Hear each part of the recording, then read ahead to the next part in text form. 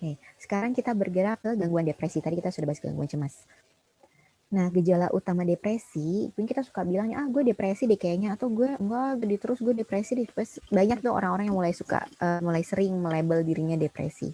Sebenarnya depresi itu apa sih? Jadi, gejala utama dari depresi ini ada 3. Yang pertama, suasana perasaan yang menurun. Jadi, suasana perasaan yang menurun itu jadi nggak semangat. Jadi kayak perasaannya tuh sedih terus-terusan hampir sepanjang hari. Gitu, hampir setiap hari dalam kurun waktu tertentu. Biasanya kita akan diagnosis kalau lebih dari 2 minggu. Lalu ada yang hilangnya minat, biasanya punya hobi tertentu, biasanya kalau ngerasa stres, maka melakukan hobi, tapi ini jadi hilang minatnya untuk melakukan hobi. Nah, itu yang namanya hilang minat. Juga ada hilangnya energi, rasanya capek sekali buat melakukan aktivitas tuh berat sekali. Capek, baru bergerak sedikit capek. Selain itu ada gejala tambahan lain, tidak sulit konsentrasi, perubahan nafsu makan, bisa hilang atau pun jadi gila-gilaan makannya. Lalu bisa gangguan tidur, bisa jadi nggak bisa tidur atau jadi tidur terus-terusan. Ada juga merasa gelisah atau sebaliknya merasa kayaknya badannya tuh kayak berat banget buat dibawa aktivitas gitu ya. Terus kalau lebih berat lagi maka bisa ada perasaan tidak berharga, bersalah, yang dominan sampai akhirnya berpikir soal kematian. Nah, ini saya share lagi, kita lakukan swab periksa tentang gejala depresi. Jadi ini ada 9 pertanyaan, kita lihat dalam kondisi 2 minggu terakhir. Skornya sama seperti tadi, kolom pertama ini tidak ada sama sekali dalam 2 minggu terakhir. Kolom kedua ini kolom pertama ini skornya 0. Yang kolom kedua, kalau beberapa hari dalam 2 minggu ini skornya 1. Kolom ketiga, kalau lebih dari separuh waktu dalam 2 minggu ini skornya 2. Kalau kolom keempat, yang hampir setiap hari dalam 2 minggu terakhir, skornya 3. Pertanyaan pertama, kurang tertarik atau bergairah dalam melakukan apapun. Yang kedua, merasa murung, muram, atau putus asa. Yang ketiga, sulit tidur atau mudah terbangun atau terlalu banyak tidur. Yang keempat, merasa lelah atau kurang bertenaga. Yang kelima, kurang nafsu makan atau makan terlalu banyak. Yang keenam, kurang percaya diri atau merasa menjadi orang yang gagal atau mengecewakan diri sendiri dan orang lain. Yang ketujuh, sulit berkonsentrasi. Yang kedelapan, bergerak atau berbicara sangat lambat.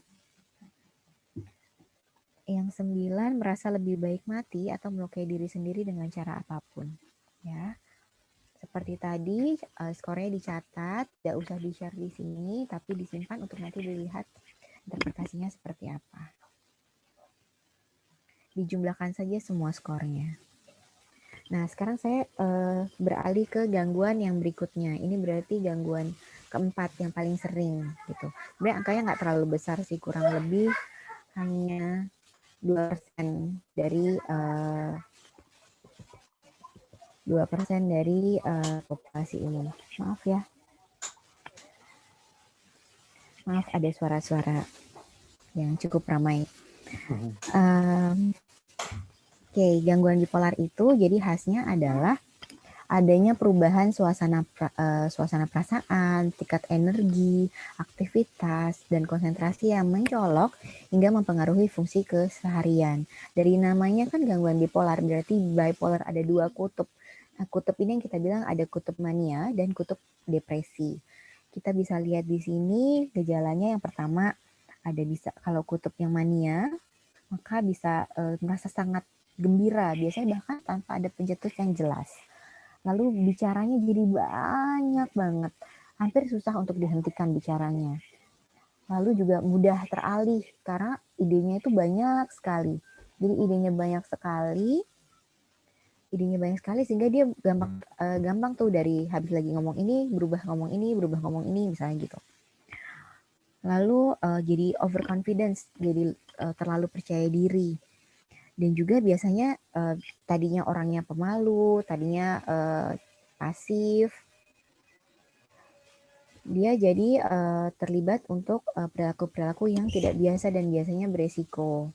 Nah, kalau kebalikannya, untuk gangguan depresi, maka tadi seperti yang disebut di depan, tadi ada suasana perasaan menurun, energinya turun, hilang minat, tidak bisa konsentrasi, pikiran tentang kematian, ya, seperti itu. Nah, bipolar ini ada macam-macam. Jadi harus dibedakan dengan ada orang bilang, oh saya mood swing. Tidak semua mood swing itu adalah gangguan bipolar. Nah, untuk gangguan bipolar yang pertama yaitu gangguan bipolar tipe 1. Maaf ya, untuk gangguan bipolar tipe 1 itu dia episode manik tadi, gejala maniknya itu sangat menonjol. Bahkan cenderung perilakunya bisa dibilang sangat terganggu, sangat kacau gitu. Karena tadi dia sangat happy, sangat percaya diri, jadinya ceroboh. Kalau misalnya dia tiba-tiba melakukan investasi yang tidak bijak misalnya. Ada pasien saya yang kebetulan kerja di IO, dia jadi ngambil kerjaan yang memang tidak mampu laksana. Seperti itu. Belanja-belanja, jadi belanjanya untuk hal-hal yang memang nggak penting tuh akhirnya nggak kepake barang-barangnya, dibagi-bagi. Beda sama retail terapi yang biasanya perempuan-perempuan sih biasanya ya, atau yang biasa suka kita lakukan juga gitu. Kalau kita stres, kita belanja biar happy. Nah, ini tuh berlebihan sekali gitu. Nah, pada bipolar tipe 1 ini bisa muncul gejala psikotik seperti halusinasi, jadi gangguan persepsi. Jadi dia bisa mendengar atau melihat atau merasakan sesuatu yang tidak ada gitu. Nah, kalau bipolar tipe 2, maka yang ada gejala mania tapi lebih ringan. Jadi namanya kita bilangnya episodenya hipomania. Biasanya waktunya lebih singkat dan khasnya tuh biasanya tidak terganggu fungsinya. Justru kalau pengalaman saya pribadi ada pasien-pasien yang justru nyaman dengan episode hipomanianya dia karena dia perform dengan lebih baik, bahkan bisa jadi employee of the month misalnya gitu. Tapi di satu sisi ada kutub yang lainnya tadi, ada kutub depresinya, sama seperti bipolar tipe 1 juga bisa dari manik nanti dia drop ke depresi. Nah, kalau untuk bipolar tipe 2 biasanya sangat mengganggu adalah saat mereka mengalami gangguan depresinya, seperti itu. Lalu ada lagi yang namanya siklotimia. Kalau siklotimia, intensitas gejalanya itu lebih ringan dibandingkan bipolar tipe 1 dan tipe 2. Nah, bipolar kita sudah lewat, lalu sekarang kita yang berikutnya gangguan makan. Nah, untuk gangguan makan saya ada pertanyaan. Ini bukan kuesioner sih, tapi hanya pertanyaan ke diri sendiri. Yang pertama, apakah Anda memiliki dorongan atau desakan yang sulit dikontrol untuk makan sangat sedikit ataupun makan sangat banyak? Ya. Lalu yang kedua, apakah Anda sangat memperhatikan atau memikirkan penampilan hingga berlebihan? Gitu. Nah, kayak gimana? Sesering apa sih Anda timbang? Sesering apa ukur lingkaran pinggang, lingkar dada misalnya, atau lingkar lengan? Seperti itu.